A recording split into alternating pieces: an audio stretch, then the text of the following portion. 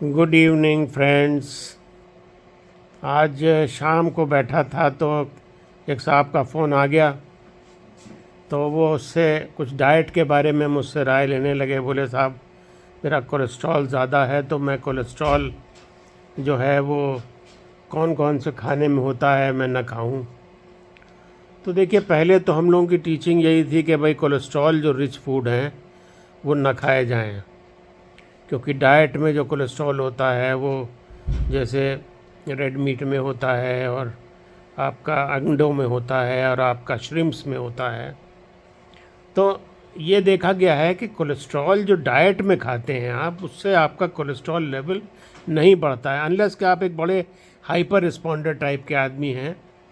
Otherwise cholesterol तो liver में बनता है, और अब जब आप हाई कोलेस्ट्रॉल डाइट खाते हैं तो कोलेस्ट्रॉल जो लिवर में बनता है वो कम हो जाता है, तो इसलिए वो बैलेंस सेट हो जाता है।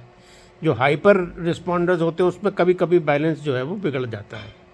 तो अब हम लोग इतना ज़्यादा सैचुरेटेड फैट्स को कोलेस्ट्रॉल को जो है कहते हैं डाइट में आप रेस्ट्रिक्ट करने की ज़रूरत नहीं है आपको।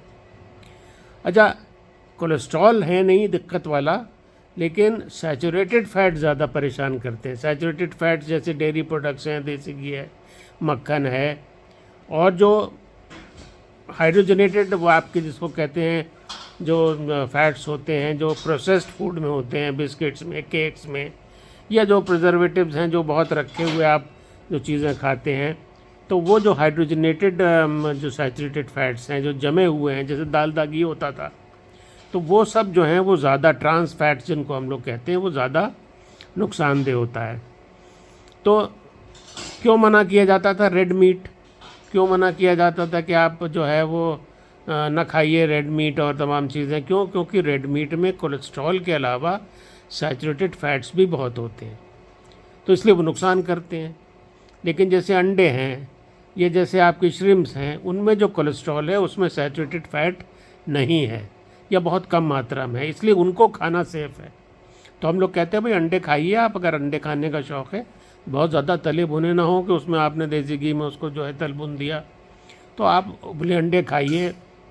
और जो उसका येलो है उससे उसको जहर मत समझिए, क्योंकि वो कोलेस्ट्रॉल जो आप खाते हैं उससे आपका जो ब्लड कोलेस्ट्रॉल है वो नहीं बढ़ता है। ब्लड कोलेस्ट्रॉल तो तभी बढ़ेगा जब लिवर का प्रोडक्शन एक्सेसिव होगा। तो जो सैचुरेटेड फैट्स हैं जो मैंने कहा कि देसी घी, डेयरी प्रोडक्ट्स, मक्खन में होते हैं, वो सैचुरेटेड फैट्स फिर कोलेस्ट्रॉल में कन्वर्ट होके और वो ज़्यादा नुकसानदेह होते हैं, इसलिए उनको अवॉइड करना है। तो जैसे अंडे हैं, श्रिम्प से मैंने बताया कि उनमें कोलेस्ट्रॉल होता है, लेकिन उनमें सैचुरेटेड फैट नहीं होता है। ज़्यादातर और चीज़ों में जिसको मना करते हैं कि भाई रेड मीट ना खाइए, मक्खन ना खाइए, देसी घी ज़रा कम से कम रखिए, तो उसमें सैचुरेटेड फैट्स की क्वांटिटी भी ज़्यादा होती है जो कि नुकसानदेह होता है। तो ये कहना चाह रहे थे कि भाई आप अंडों से बहुत परहेज़ न करिए, आप अगर श्रिम्प्स खाते हैं तो खाते रहिए। हाँ, आपको जो है, तो हम मोटी तौर से ये कहते हैं कि भाई जो जमे हुए हैं आपके जो चीज़ें होती हैं, जैसे जमा का मतलब मक्खन है या घी है, वो सैचुरेटेड फैट्स में रिच होता है, तो उसको अवॉइड करिए। लेकिन जो तरल हैं, जैसे आपका ऑलिव ऑयल है, वो तो फ़ायदेमंद होता है, अगर आप खा सकें तो ऑलिव ऑयल खाइए। इवन कड़वा तेल है वो भी बहुत ठीक होता है, तो उसकी क्वांटिटी लिमिटेड, 24 घंटे में अपना 4-5 चम्मच अगर आपका तेल चला गया तो ऐसी कोई आफत नहीं है। और देसी घी का दाल में छौंका 2 चम्मच का लगा लीजिए तो उसमें टेस्ट आ जाएगा।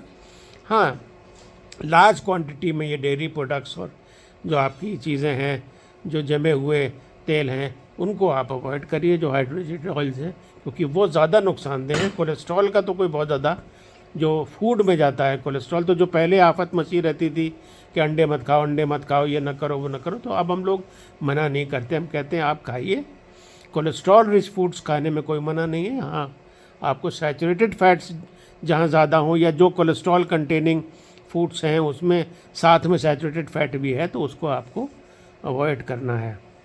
तो सैचुरेटेड फैट्स जब आप खाते हैं तो वो अल्टीमेटली एलडीएल कोलेस्ट्रॉल बढ़ाता है, और एलडीएल कोलेस्ट्रॉल ऑक्सीडाइज होकर जो दिल की नसें हैं उसकी लाइनिंग को डैमेज करती हैं, और वहाँ पे फिर वो डिपॉजिट होना शुरू हो जाते हैं, फिर वहाँ थ्रोमा बनता है, और वो जो आपकी ल्यूमन है वो पतली होना शुरू हो जाती है, जो आपको एंजाइना और फिर हार्ट अटैक वगैरह देती है।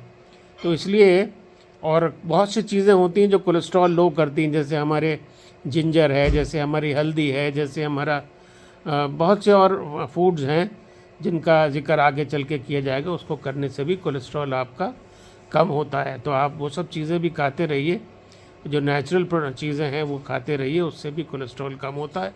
और अगर आपका कोलेस्ट्रॉल नहीं कम हो पा रहा है तो फिर दवाएं हैं, वो तो जिक्र कर ही चुके थे कि भाई स्टैटिन्स हैं या PCSK5/9 जो इनहिबिटर्स होते हैं वो हैं, फिर इंक्लिसरान है, तमाम नई नई दवाएं आई हैं। तो LDL कोलेस्ट्रॉल अगर हम चाहते हैं कि हमारी नसों को डैमेज ना करे तो उसको तो फिर आपको 50 के करीब रखना चाहिए। लेकिन खाने से कोलेस्ट्रॉल बहुत ज़्यादा परहेज़ नहीं है, उससे कोई ज़्यादा दिक्कत नहीं होती। सैचुरेटेड फैट्स ना खाइए बस। Okay, take care, bye bye.